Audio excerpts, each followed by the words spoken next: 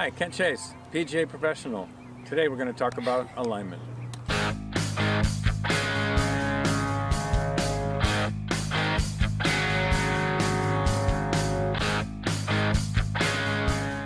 In order to have a chance to succeed in golf, we need to align ourselves properly to the target. Most people have a tendency to aim somewhere different than where the target is. The tendency normally is to aim left. The problem is the shoulders tend to be open at address because we have to put our right hand on the club lower than the left, so the shoulders aim to the left, which means unfortunately the player, when he begins golf without proper training, swings in the direction that his shoulders are aligned to the left. So he swings left, ball should go left, the player doesn't like left, and he's involved in a problem. He's got to figure out how to not hit his ball left when he's already aligned to the left. So the tendency is to maybe aim more right, or to try other unique and innovative ways to not aim left, and the battle starts. So that player, like we talked about last week, maybe he has a bad grip, which creates a bad club face at position at the moment of impact, plus bad alignment, which creates a bad path. He's going to swing in the wrong direction. So let's say he's got a bad grip and a bad alignment. He's not only going to swing in a wrong direction, the club face is going to return to a wrong direction, and the poor individual doesn't look so good going through the impact area. He has to make unique, innovative, in-swing corrective measures to get something different than what he should have got. Hope you got that one, because bad grip, bad club face, bad alignment, bad pass. So those two things cause ball to go to a bad place, and the player has to compensate. So he tries searching for stuff. And his body looks funny, he actually looks humorous, he looks uncoordinated. Fellow playing companions offer input. Hey, you're looking up on that ball, your left arm's not straight, you're doing this, you're doing that. But they don't understand that the poor guy, he needs his uniquenesses to not hit his ball where it should go. So he's in the battle, and that's pretty much where everybody is. So today, we're going to get really involved in proper alignment so the battle doesn't have to start. So, to see why so many swings look kind of bad, actually. I hate to use that word, but they look very unnatural. They look like the player is really struggling to hit a good golf shot.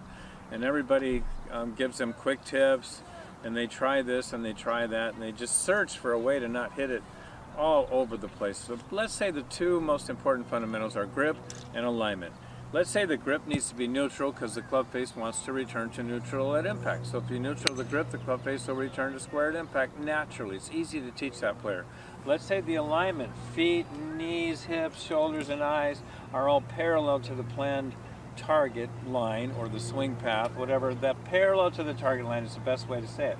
Let's say we've got a good grip and good alignment. Now we've got a chance to swing straight and have the club face return to square at impact. Let's say we don't have a good grip and we don't have a good alignment towards the target. So let's say typically a normal, excuse me, I don't mean to call them bad golfers, but you guys know who you are. You call yourself hackers. I've heard you a million times. Bad grip, strong grip. You guys can see the point of the back of my left hand is pointing pretty much towards the camera almost. It's going to return to impact for the back of my left hand will be facing the target. Thus the club face, even though it looks good at address, is really that far shut. Shoulders are aiming left. Remember, I said in a different video that my right hand has to go on the club lower than the left. It opens the shoulders. So we're aiming left in the beginning without training. With a strong grip, we're going to swing to the left, and the club face is going to return to close. So how do we not hit it left? We can't release correctly. We can't rotate through. We got to block out. We got to make our own moves, and it looks funny and humorous and uncoordinated. And we don't want to be like that. And everybody says, try this, try that, quit looking up on that ball. Well, they don't understand the guy's aiming left. He's going to have a shut face at impact, and he needs that move, which creates this look, and they give their opinions on him. And now this guy's got his needed moves, but he has to stay down on that ball. So my gosh, the poor guy's never going to be able to succeed in golf. So let's learn how to grip it. Let's learn how to align it. So I have here Arjun Samani. He's currently ranked in the top 5 in the world for children under the age of 10 years old. So he's 9 years old right now. We're preparing for the European Championships in Scotland near Edinburgh. We're going to spend some time in St. Andrews. Right now he's actually preparing for one thing. I kind of should have mentioned this. Along the way, 2 weeks from today, we're going to be competing in the Junior World Qualifying at a course called Oakwood in Sun Lakes. First place gets into Junior World. He might already be exempt, likely Arjun is, but we're going to go and play the qualifying anyway. But right now we're preparing for these championships, aligning correctly. We don't want to accidentally be aligning in the wrong direction, trying to work on his swing, because we're perfection oriented. He plays at a high level, he shoots under par. I mean, it took a long time to get to the point where he can break par on a regular basis, but we still stay on top of alignment. That's how important it is, even for a good player, whether it's Tiger Woods or Dustin Johnson or Arjun Samani. We want to align correctly. So the visual aids we've chosen to use are golf clubs, because not everybody has alignment sticks or whatever. You should get those at some golf store, PGA Superstore, Vans, Nevada Bob's, whatever store you can find them. Just little visuals to make sure your feet, knees, hips, shoulders, and eyes are aligned perfectly parallel to the intended target line. So this is parallel to his feet line. He's got this one a little aiming left, so he's open. This one is aiming just to the right of the target. This is aiming at the target. So this line would represent the ball line. And these are just good visuals, so he can hit lots of balls, aiming perfect on every single ball. So important not to aim here or there, trying to have a quality practice session. So basically, I've got this one aiming a little right of where it should be. This is aiming, it's like a micro, it's just like a centimeter left of the palm tree that you can see on the right of these palm trees, on the right center of that putting surface ahead right there. So he's aiming there, we're trying to hit some balls there, and we want to hit 5 in a row into an objective. Long story, but the key being his feet, his knees, his hips, his shoulders, and his eyes are all parallel to these lines on the ground, or these visual aids, or these parallel paths to his intended target line. The most important one that we tend to fail on is shoulders, and our eyes always tend to go with our shoulders, and we're going to swing up. Not anymore. So we're squaring everything up. Beautiful thing. From the camera point of view, this should be a soft arm. It's part of alignment. You should be able to barely see his left arm through that gap right there. Can you stand a little taller so we have more width or extension like we've worked on the last few days?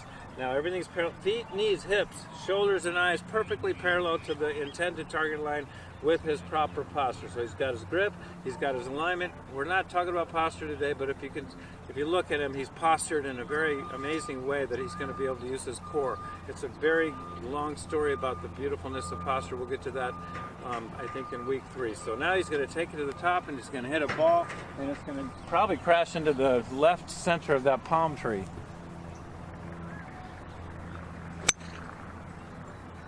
And it did just that. Wow, the value of alignment. Hopefully you witnessed what just happened, but called the shot.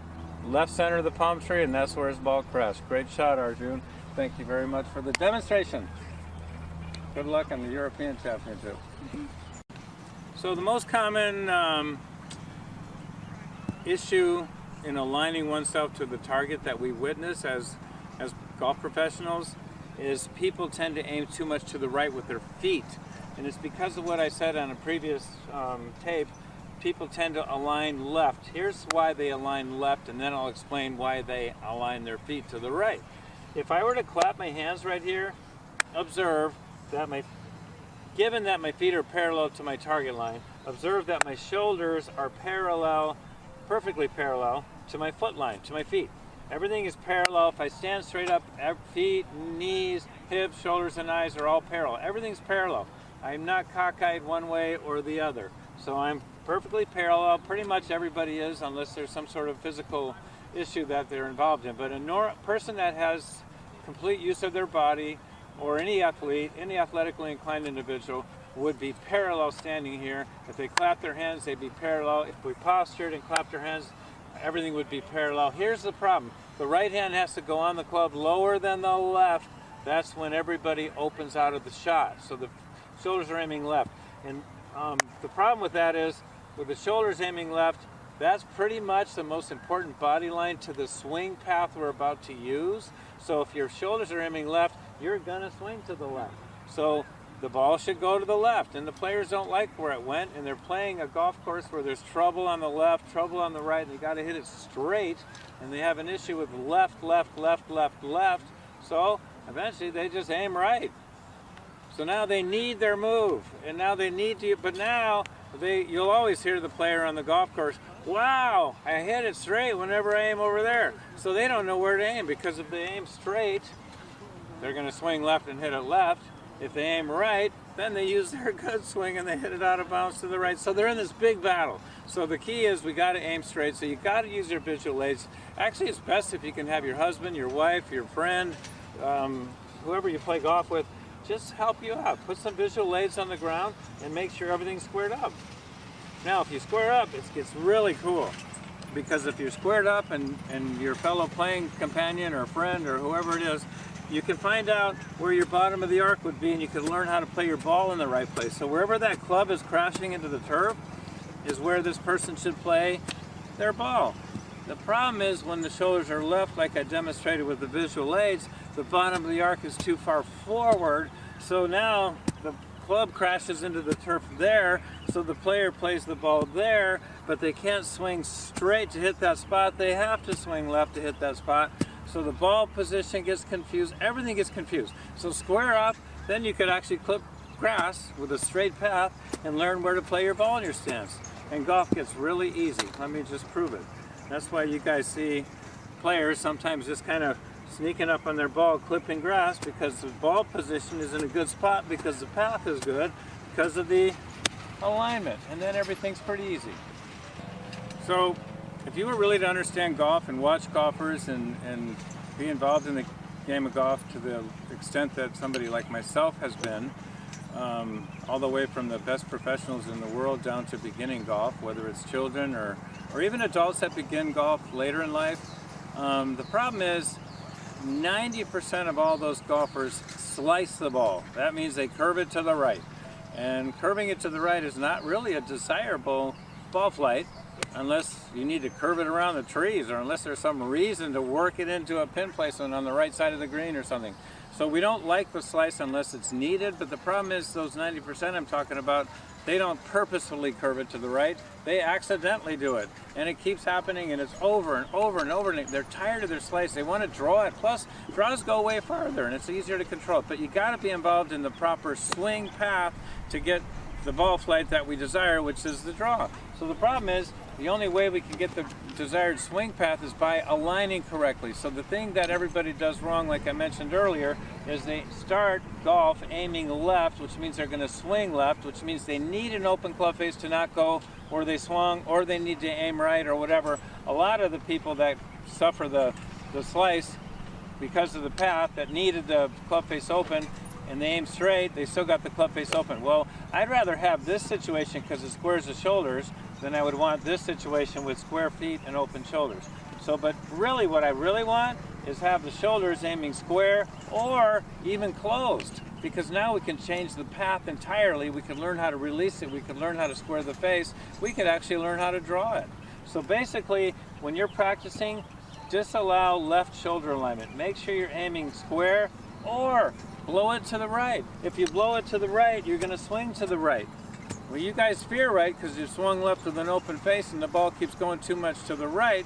Well, now you get rid of your fear by actually aiming more right, most importantly with your shoulders. Now we can swing more right, which means we can learn how to release the club face. So we're going to actually release the pants off it. Overdo the release too. Long story in the release, we'll talk about that later, but we want to let the club go from an open position to square to close, which is really in a short term called release. So we're going to let it go. We're going to release it instead of block out. The left swingers are the block out people. They're the ones that you hear, yeah, he's chicken arm it, whatever. No, we're going to let it fold. Split grip drill lets it fold.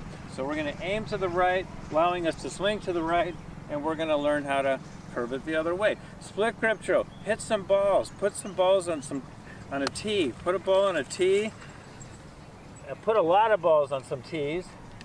And just split your grip like this, one full hand's width apart, and it'll, watch what I'm doing on the tape. The left elbow is folding. It's folding, it's releasing. If you hit balls like this, it's relatively hard because the ball seems kind of in a funny spot, but you're gonna fold the left elbow and you're gonna hit a nice little draw. And it's a beautiful thing.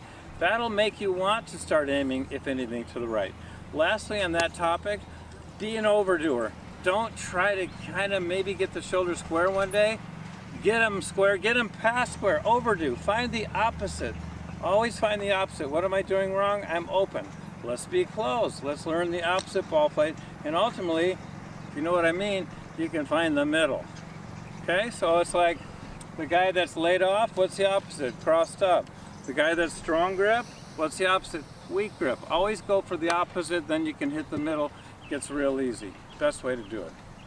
Most impressive to me was watching Jack Nicklaus hit balls, getting to know him, getting to meet him, and having him give us a little talk about how he practiced.